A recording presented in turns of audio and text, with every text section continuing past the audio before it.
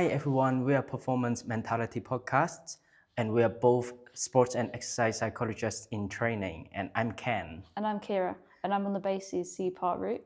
And I'm second year professional doctorate student in University of Portsmouth. So we aim to release a video once every few weeks talking about debunking myths in sports psychology. We'll also talk about our experiences and day-to-day lives of a sport and exercise psychologist in training. And also share some real-life examples of how athletes use sports psychology to enhance their performance and also their well-being.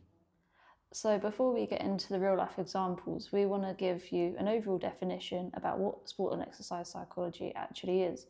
So in brief, it covers the psychological components and how they have an influence on our performance and well-being.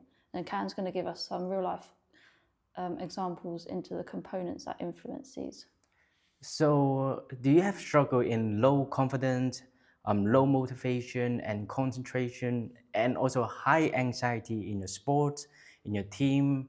So these are just some of the topics, and we're going to go through more in the future videos. So now let's talk about a little bit of our background. So I start off as quite a high level, elite level of football in Hong Kong Academy football team. So I struggle with anxiety, performance issue, etc. So after I finished the formal education, I decided to do psychology degree in Sussex, so near Brighton. I was really interested in why I was dealing with those kind of situation, why I have the struggle in the first place. So after my first degree, I feels like sports is still a big part of my life. I want to learn more about it. So I decided to do a master degree. So it is how I met Ciara. And after my master degree, I feels like I want to do more research about it. And it is the reason why I chose the doctorate pathway. So which is slightly different from her pathway. And now she's going to talk a little bit more about it. Yeah, so my background's slightly different. I also basically had a background in football, but not at such a high level. I experienced several injuries, but the major one was my ACL. Had surgery on that, and that basically put me out, and I couldn't play for a couple of years. That's where I experienced a psychological distress that comes with injuries. And then at A-levels, I picked PE and psychology and realised that you could pair the two together as a degree, which is how I went and did my undergraduate at UCFB Wembley, so a sports-specific university. Thoroughly enjoyed it, and then that was all BPS accredited. And to become a qualified sport and exercise psychologist, you need to then do further education.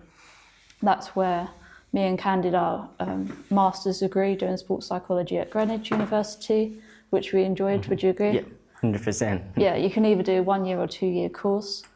We both did 1 year, so full time. And after that, you still need more education.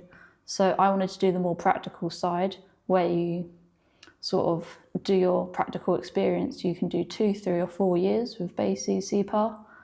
I chose a 3 years course where you're sort of documenting all of your experience, and you do a part-time studying on the side just to enhance your knowledge.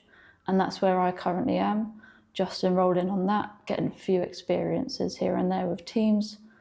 So can you tell me a bit about what sort of experience you're doing? So in terms of applied experience that I have, I started my online platform, so it's called Connect. So it is where I get some clients and also work with people online. I also work at British Transplant Game. And right now I'm also working with University of Portsmouth basketball teams. So these are the experience that I have. So in terms of my professional doctorate, there's not really a set time. So I am aiming to finish it in 3 years, so like yours. But sometimes things can happen, it can go more than that. But yeah, finger crossed.